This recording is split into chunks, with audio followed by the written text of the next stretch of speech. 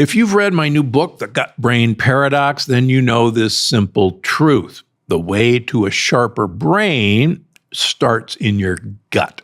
So today I'm sharing 5 foods that do wonders for both your gut and your brain, starting with one that most people avoid: chicken skin and chicken livers. Yes, that boneless, skinless chicken breast is not the way to good gut health and brain health.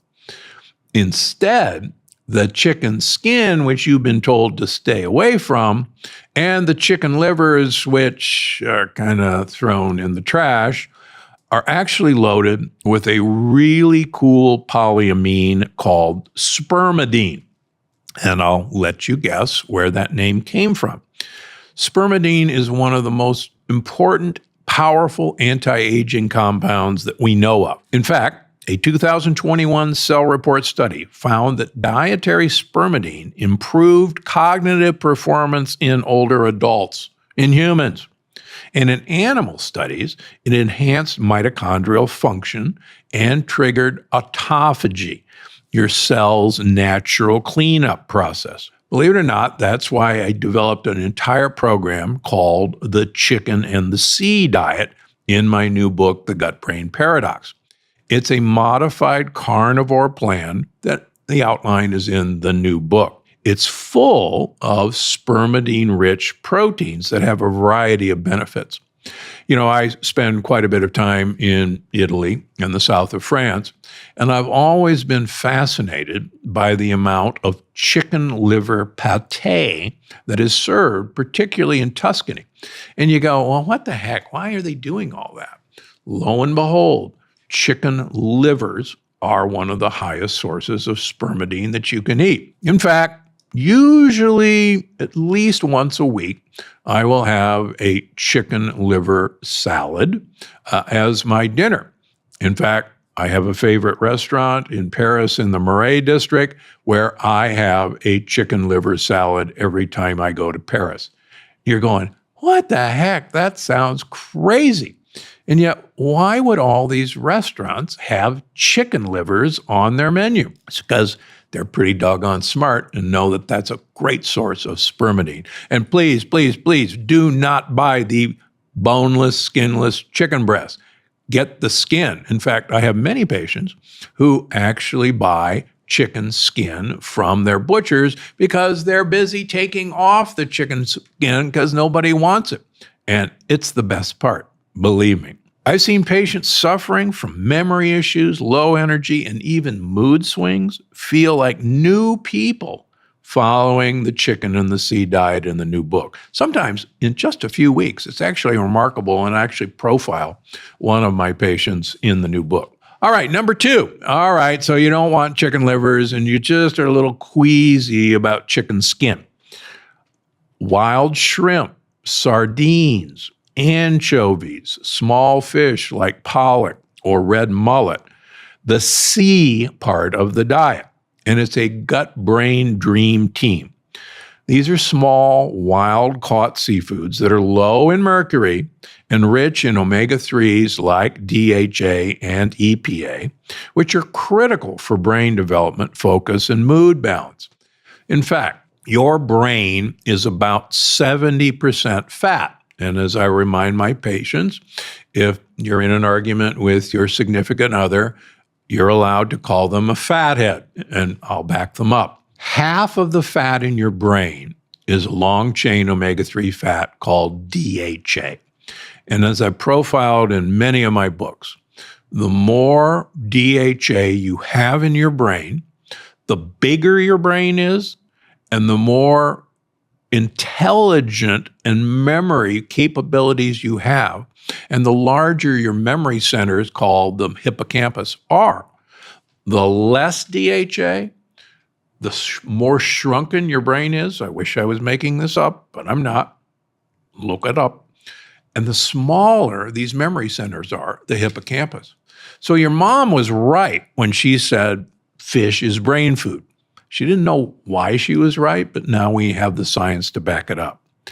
Now, the other important part about the Chicken and the Sea diet is you and I share a sugar molecule that lines the wall of our gut, that lines our blood vessels, that lines our joints, that lines our blood-brain barrier, called Nu5AC.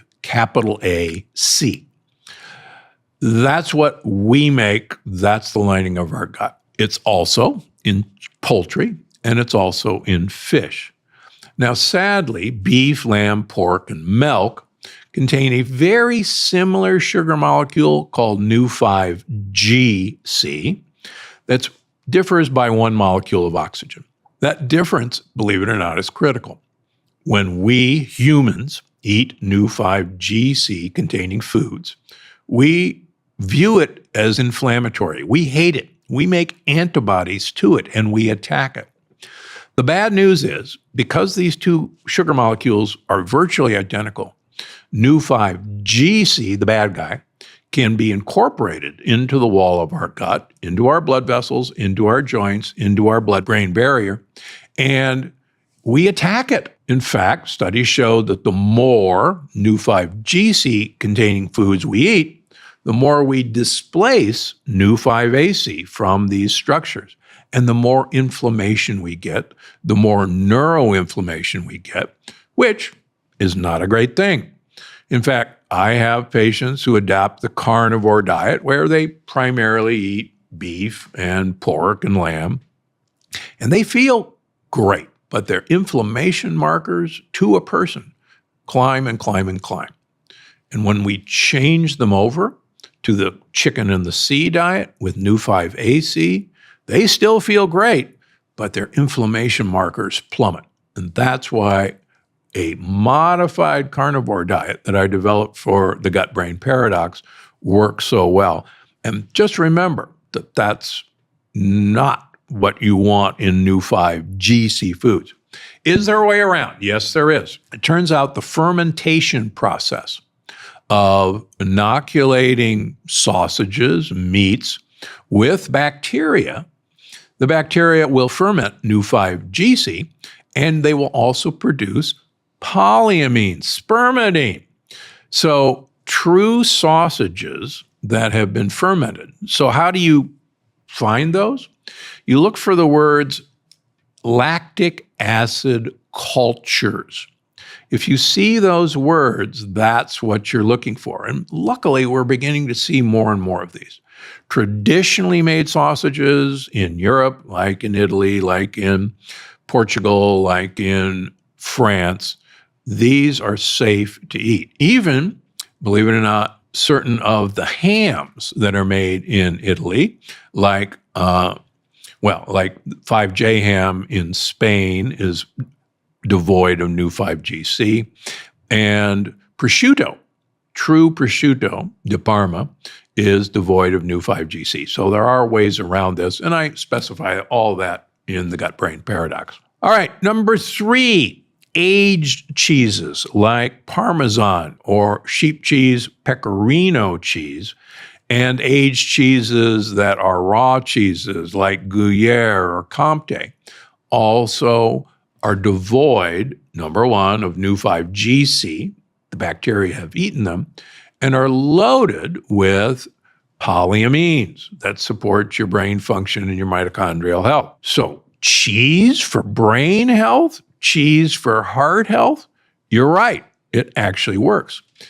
As you know, I study many long-lived people, and the thing that has shocked me, I guess, is that almost all of these communities eat a huge amount of fermented dairy products, primarily fermented goat and sheep cheeses, and they eat fermented sausages and fermented meats, exactly what supposedly we're supposed to avoid. So spermidine, you get probiotics, believe it or not. Prosciutto is loaded with friendly bacteria. Who knew? That's what's good for you in these fermented products. The other great thing about fermentation in cheeses is the lactose has actually been eaten by the bacteria. So most cheeses are completely lactose-free. The other great news is that most of these cheeses are made out of casein A2 milk, eliminating the inflammatory casein A1 milk that most of our cows in America make. In the Sardinian blue zone, where centenarians are known for their cognitive longevity, people eat pecorino cheese every day. In fact, Sardinian pecorino cheese is well known for its longevity-producing properties. Now, get this. These cheeses will also support the production of GABA, the calming neurotransmitter that plays a role in suppressing anxiety and depression. Now, unfortunately, without the right gut environment, GABA can't be produced properly. So eating GABA in these cheeses is one way around that problem. Again, I spell all this out in the gut-brain paradox. All right, number 4, perilla oil. Perilla seed oil is the number 1 oil of Korea and in most of China. Now you go, perilla oil? I've never seen perilla oil. So you've seen the perilla plant, I guarantee it. Perilla plant is the coleus plant, that very beautiful ornamental plant that you often grow in your gardens or in the house. It's got these beautiful colored leaves, and it's an ornamental plant with us, but it's a seed that produces perilla oil. What's so unique about perilla oil? Perilla oil is almost exclusively a short-chain omega-3 fat called alpha-linolenic acid. Now, you're hearing the word seed oil. Let me assure you that all seed oils are not the evil empire.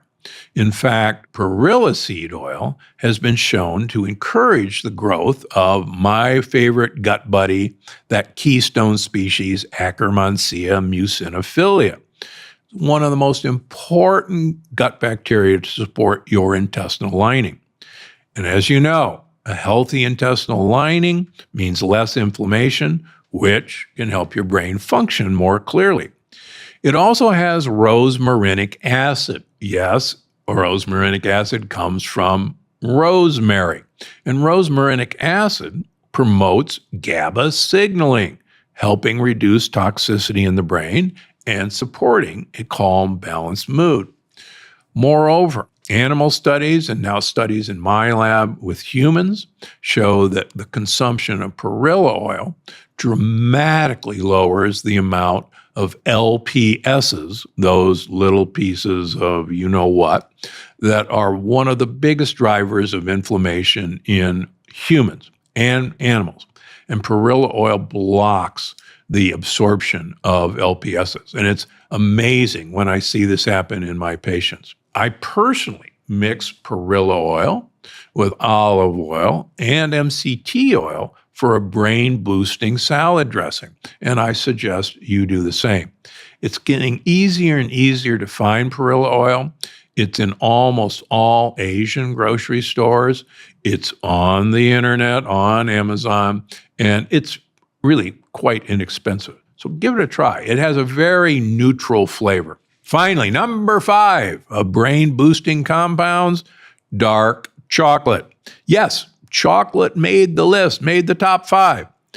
Now, dark chocolate, greater than 72% cacao or higher, and preferably higher is better, is loaded with polyphenols, which support your gut flora and support brain function. In fact, one study cited in the book found that just eating 30 grams of dark chocolate daily for 3 weeks increased microbiome diversity.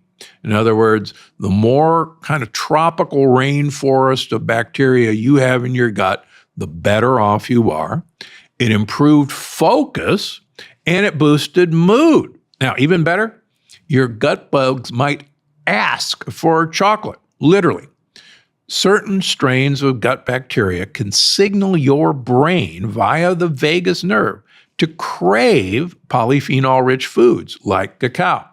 So the next time you need a chocolate fix, don't fight it. Your gut buddies are asking for it. But please, the lower the sugar content in your chocolate, the better it is for you. Finally, if you see the word Dutch chocolate or milk chocolate or alkalized chocolate, run the other way.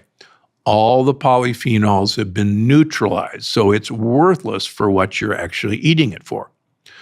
So, when chosen wisely, chocolate is good for your mood, your memory, and your microbiome, the 3 M's that we're looking for. So, if you want sharper thinking, better memory, and a more balanced mood, don't start with your brain, start with your gut. To learn more, just check out my new book, The Gut-Brain Paradox, where I lay it all out, including the full chicken and the sea diet. More amazing episodes just like this one. Watch now. So if you're going to cook with an oil, you're much better off cooking with an oil that's going to deliver an additional benefit, and that is